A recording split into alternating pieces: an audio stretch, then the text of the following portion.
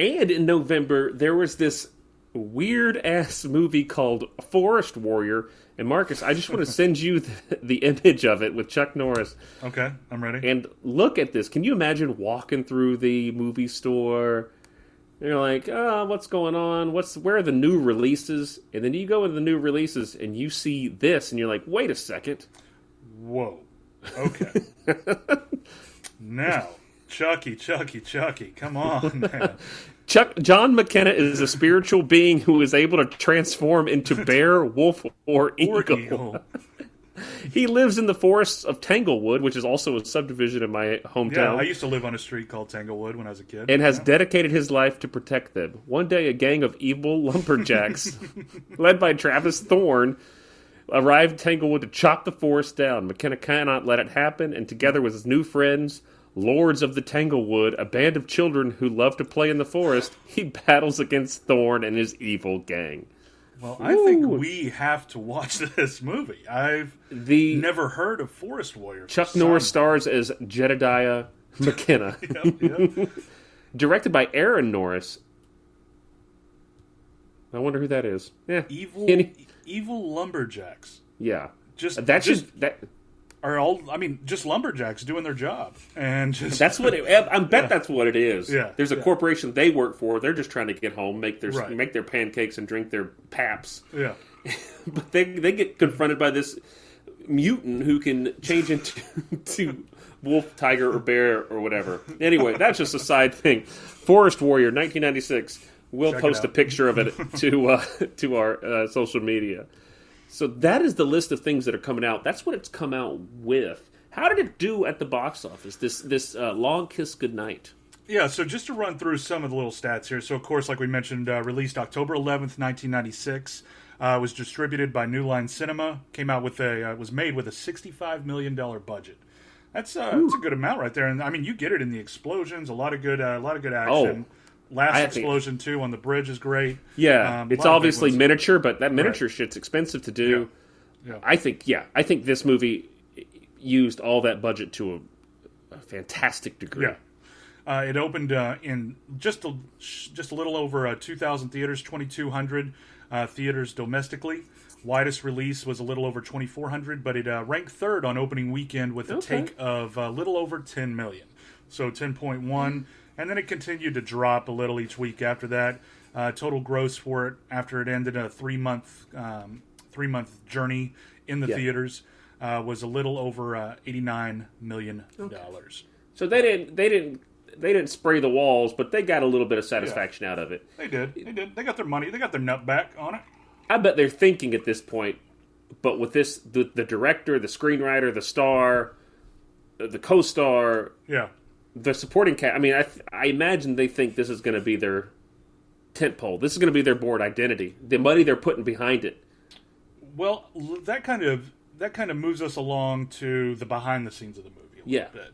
To your director, who this was, of course, directed by Rennie Harlan, and kind of taking on what you said. I have a feeling that, in some way, yes, they expected, well, this has got to be better than the previous year, 95's Cutthroat Island, directed by Rennie Harlan. Directed by Rennie Harlan, starring Geena Davis. The biggest commercial and financial flop. It may have changed, but at one point, it certainly was the biggest financial and commercial flop in film history. Yeah, besides Avatar, it was the biggest flop in history. I've never seen Avatar. I just know that it broke records.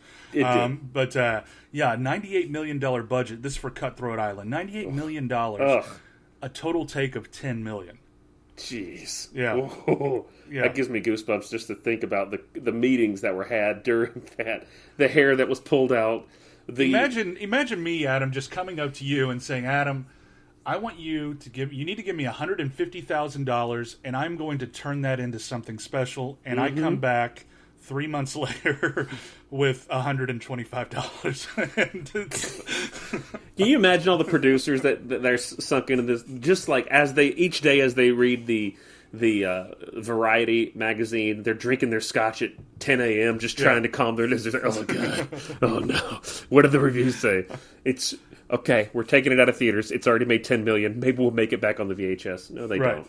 It's terrible. No, Matthew Modine, is that right? Yeah, Matthew Modine. He's a handsome fella in Cutthroat Island. I watched the trailer today, actually, because I've forgotten really what the vibe of, and it's a terrible trailer. It's an awful trailer. I watched the trailer too. It is pretty bad. It is pretty bad. If you can't make me want to see a movie through the trailer by showing me a minute of footage, cut together however you want to make me want to see this film, and it makes me not want to see it. In fact, it repulses me to some degree. And just I think whenever I think of trailers, and I think exactly like that, make me something that makes me want to see this movie. If I don't like the movie, good job on getting me in there, you did it. But, I think back to a 90s action movie, Turbulence, with Ray Liotta. Yes. That trailer for Turbulence was the most exciting It had White Zombie, it had More Human Than Human, which you could play on any action trailer. Yes. And it's gonna kill. You could probably play that under a trailer for The English Patient. I think so, too. Constant Gardner, English Patient, the pianist, anything. Yeah, and you were like, oh, shit, this movie looks badass.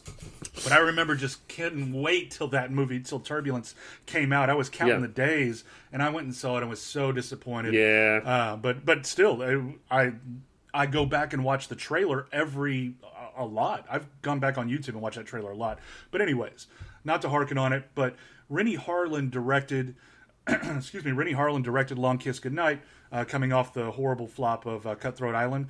But let's give some credit where credit's due for Rennie Harlin here. Yes, because Rennie Harlin is certainly a childhood favorite, and mainly for Cliffhanger. Right. Oh, yeah, definitely for Cliffhanger. I saw Cliffhanger 3 times in the movie theaters, at least 3 times, I think. Yeah. And I have the video games.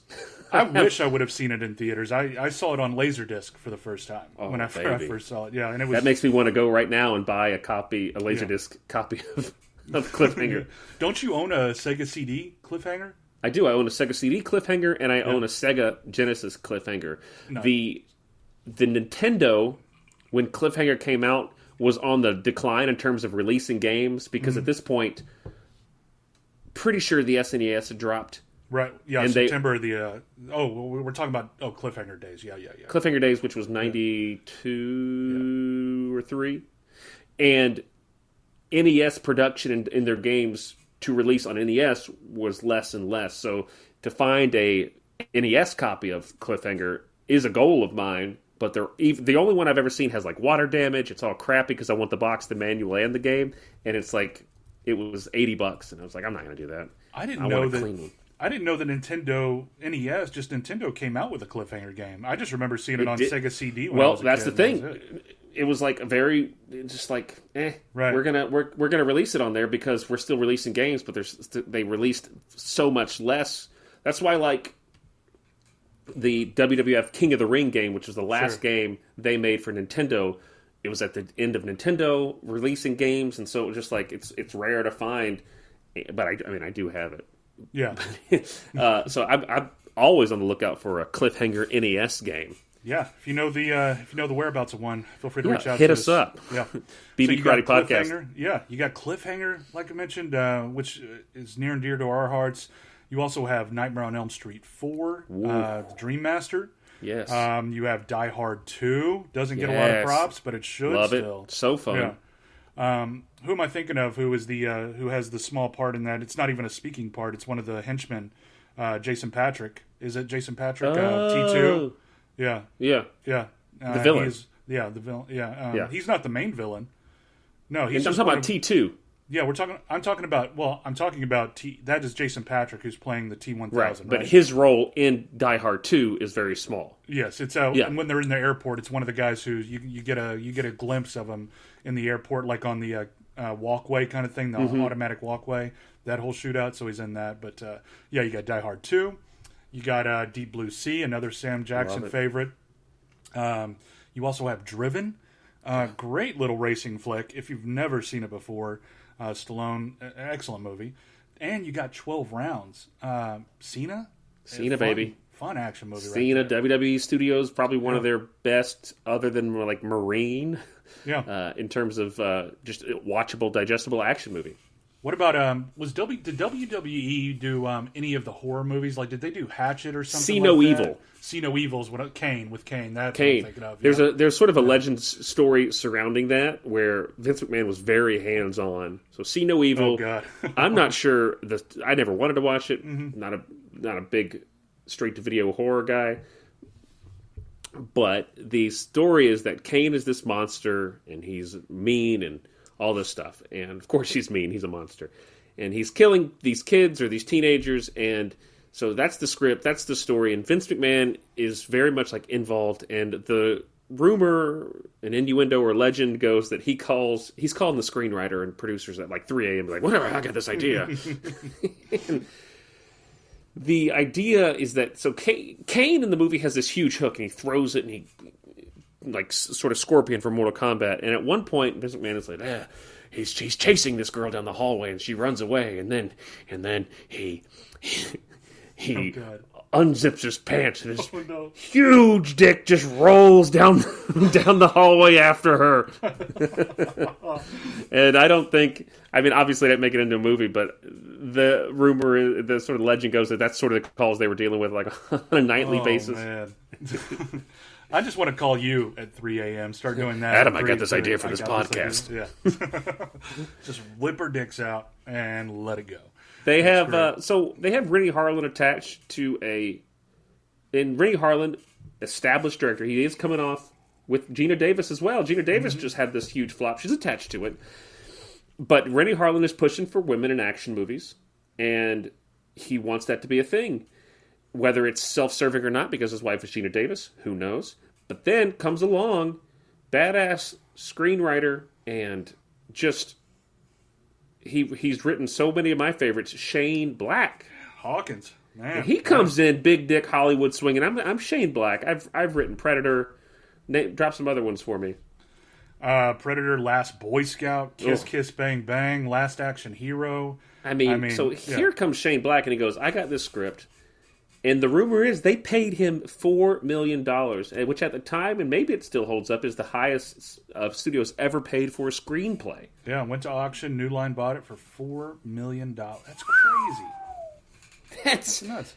I mean, $61 million was spent on the production of the film. $4 million just went to Shane Black.